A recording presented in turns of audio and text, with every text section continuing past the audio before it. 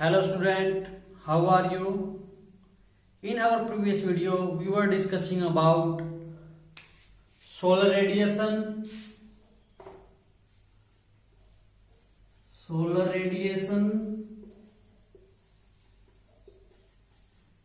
heat balance, and temperature. This is our 9th chapter in our second book. You know about the earth receives most of energy in form of short wavelength. The energy received by the earth is known solar insolation. And you know about earth shape is geode and solar constant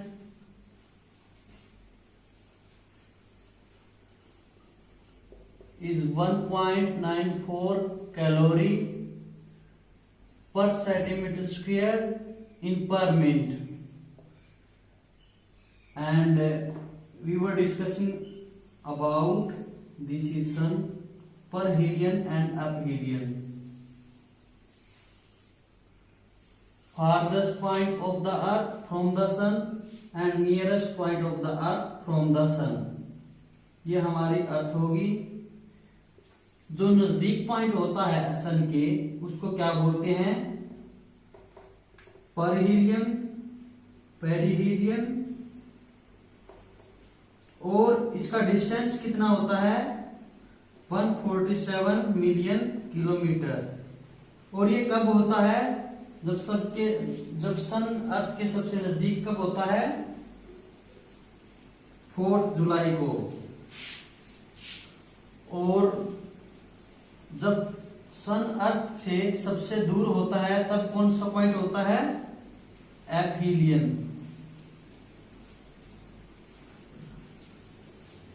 इसका distance कितना होता है? 152 million kilometre. और ये कब होता है? ये होता है 3 जनवरी को. हमने प्रीवियस वीडियो में इसको थोड़ा उल्टा लिख दिया था, इसकी डेट को. आप इसको ठीक कर लेना. अगर कोई और क्यों है तो बता देना. हमने variability of insolation on earth surface इसको भी डिस्कशन किया था. इसमें कौन से फैक्टर है जो इंसोलेशन को इफेक्ट करते हैं? इसमें सबसे पहला फैक्टर था inclination of sun rays, incline the earth on its axis and length of the day, contemporaneity of atmosphere, configuration of land. ये 5 पॉइंट थे जो हमने वेरिएबिलिटी ऑफ इंसोलेशन में किए थे. आज हम अपना अगला पॉइंट स्टार्ट करते हैं. Special difference of isolation on earth surface. Special difference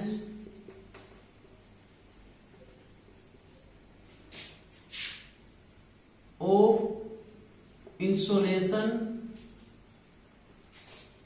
on earth surface.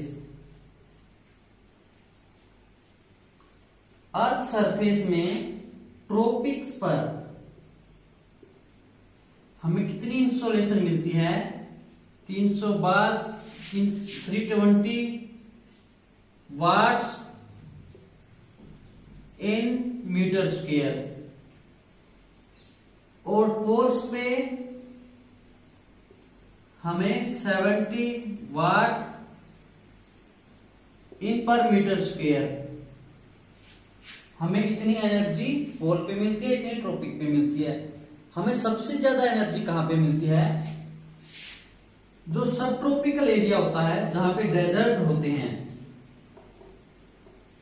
23.5 degree के आसपास. हमें कभी भी 0 डिग्री इक्वेटर लाइन पे मैक्सिमम इंसोलेशन टेम्परेचर नहीं मिलता, क्योंकि यहां पे एटमॉस्फेयर क्लियर नहीं होता, क्लाउड होते हैं. इस कारण हमें ट्रॉपिक्स से कुछ दूर ट्रॉपिक ऑफ कैंसर या ट्रॉपिक ऑफ कैप्रिकॉर्न पे मिलता है। अब बात करते हैं हम heating and cooling of atmosphere.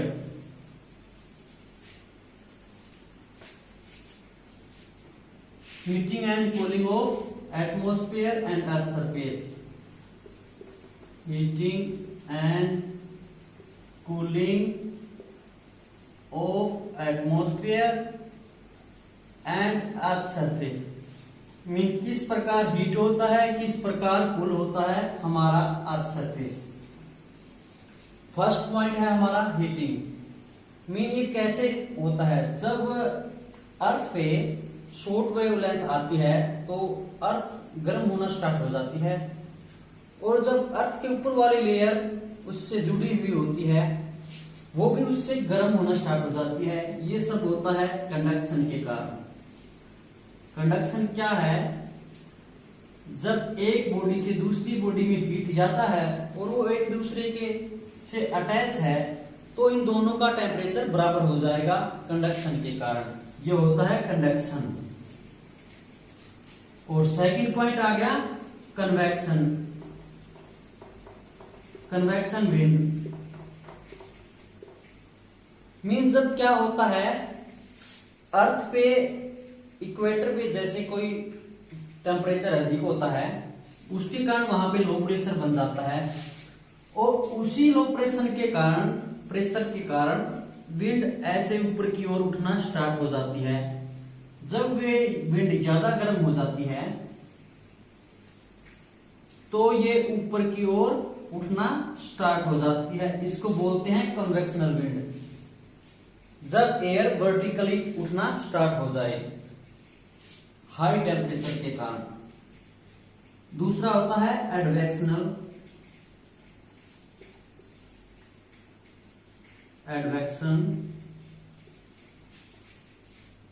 जब विंड हाई टेम्परेचर से लो टेम्परेचर की ओर चले मीन हाई टेम्परेचर होगा तो वहां पे लो प्रेशर होगा, और लो टेम्परेचर होगा वहां पे हाई प्रेशर होगा। हमेशा विंड क्या होती है, ऐसे चलती है हाई प्रेशर से लो प्रेशर की ओर। प्रेशर यहाँ पे हाई होगा और टेम्परेचर यहाँ पे लो होगा तो विंड इस साइड चलेगी। इनको बोलते हैं एडवेक्शनल विंड। हमारे गर्मियों में उदाहरण है लू चलना, वो एडवेक्शनल विंड है। और कॉन्वेक्शनल विंड ये सिर्फ इक्वेटर लाइन पे होती हैं और ये ऊपर की ओर उठती हैं। हमने कंडक्शन के बारे में पढ़ लिया। जब दो बॉडियों में टेम्परेचर एक जैसा नहीं है तो एक बॉडी दूसरी बॉडी में अपना टेम्परेचर फ्लो करती है। इसी के अनुसार जब अर्थ पे शॉर्ट वेव से अर्थ गर्म होती है तब लॉन्ग वेव रेडिएशन से ये अपने ऊपर एटमॉस्फेयर को वार्म करना स्टार्ट कर देती है। इसी को हम कंडक्शन बोलते हैं। अब हमारा थर्ड पॉइंट आ गया टेरेस्ट्रियल रेडिएशन।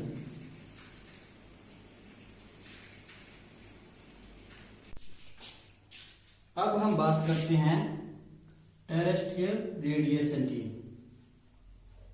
टेरेस्ट्रियल रेडिएशन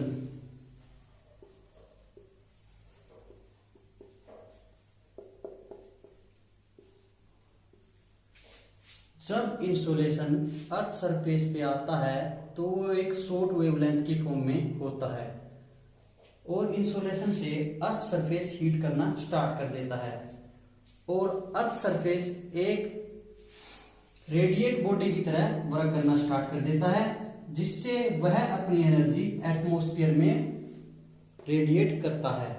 और जब ये अपनी एनर्जी एटमॉस्फेयर में रेडिएट करता है वो एक लॉन्ग वेवलेंथ के रूप में होती है, और इससे हमारा एटमॉस्फेयर भी हीट करना स्टार्ट हो जाता है। ये हमारा हो गया टेरेस्ट्रियल रेडिएशन। इसी को हम टेरेस्ट्रियल रेडिएशन बोलते हैं।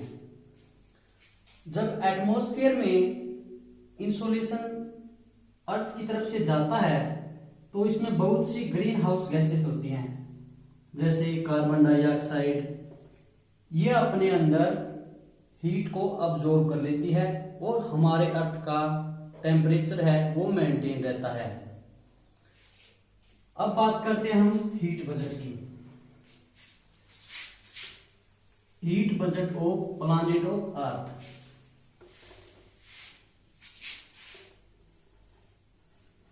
हीट बजट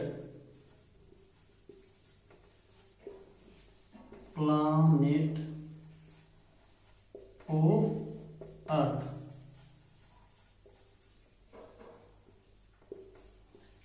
मीन जो हम सूर्य से ऑब्जॉर्व करते हैं हीट, वो उतनी ही डायरेक्शन में आके उतना ही वापस एटमॉस्फेयर में भेज देते हैं अर्थ। तो इससे हमारा टेम्परेचर मेंटेन रहता है। जो हमें सूर्य के प्रकाश से मिलता है उसका लगभग हम आधे से भी बहुत कम हिस्सा अपने में रखते हैं और बाकी को वापस एटमॉस्फेयर में स्पेस में भेज देते हैं। मान लीजिए हमारे पास 100%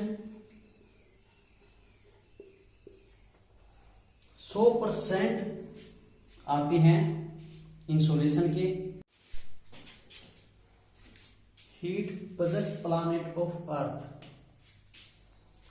जब हमें इंसोलेशन से एनर्जी प्राप्त होती है तो जितनी एनर्जी हमारे पास वापस आती है वो रिफ्लेक्ट होकर उतनी ही वापस एटमॉस्फेयर में चली जाती है। मान लीजिए हमारे पास 100% एनर्जी मिलती है एटमॉस्फेयर के टॉप ऑफ एटमॉस्फेयर पे। इसमें से क्या होता है कि एनर्जी रिफ्लेक्ट होती है, अब्जॉर्ब होती है और स्कैटरिंग होती है। इन्हीं की सहायता से वापस इस एनर्जी को एटमॉस्फेयर में भेज दिया जाता है। जब 100% एनर्जी आती है, इसमें से रफली 35 यूनिट वापस एटमॉस्फेयर पे भेज दी जाती है। ये तो अर्थ पे आती नहीं है, उससे पहले ही एटमॉस्फेयर में भेज दी जाती है। वो कैसे कि इसमें 27 यूनिट क्लाउड के द्वारा रिफ्लेक्ट की जाती है, 2 यूनिट आइसटॉप के द्वारा, कितनी 29, और रिमेनिंग 6 यूनिट स्कैटरिंग के द्वारा वापिस एटमॉस्फेयर से भेज दी जाती है। मीन 35 यूनिट, 100 में से 35 यूनिट बिना अर्थ पे आई वापिस एटमॉस्फेयर पे भेज दी जाती है। इसी को हम एल्बिडो ऑफ अर्थ बोलते हैं। अब 100 में से 35 गए, 65 बचे। अब 65 यूनिट बची हैं जिनका हमें बताना है कि इनका कहां पे अब्जॉर्ब हुआ।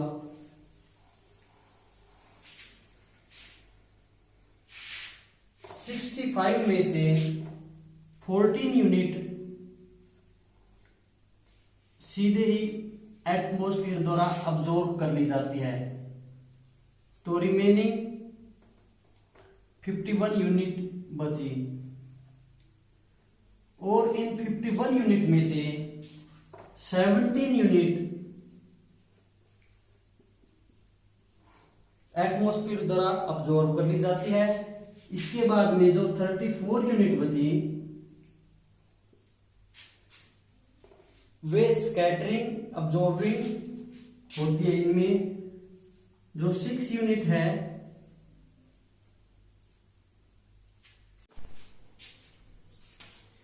Seventeen unit directly radiated space में जाती है, 6 यूनिट डायरेक्टली एटमॉस्फेयर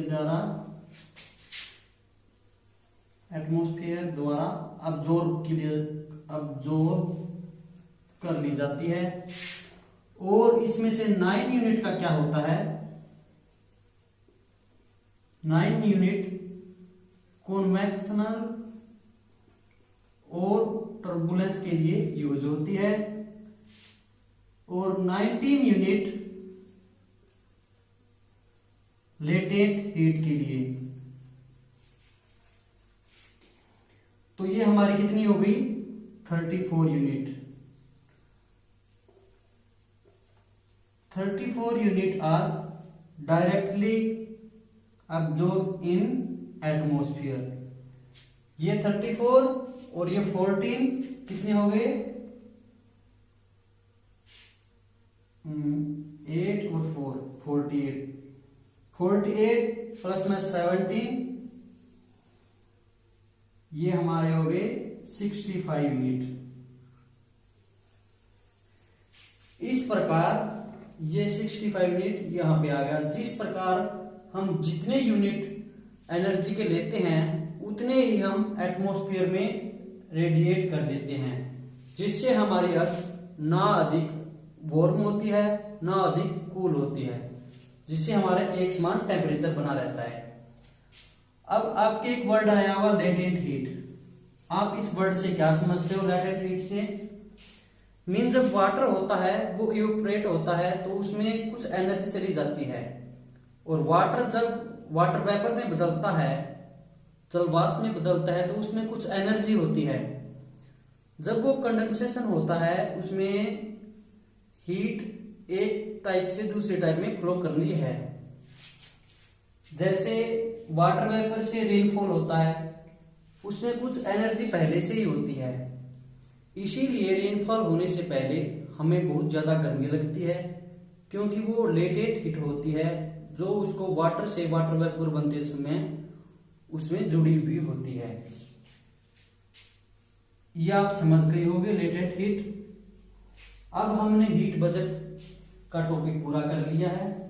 आप इसको बुक में से पढ़िए। अगर आपको इसमें कुछ समझ में नहीं आता तो मेरे से पूछिए, मैं एक बार और इसको डिस्क्राइब कर दूंगा। Okay student, thank you.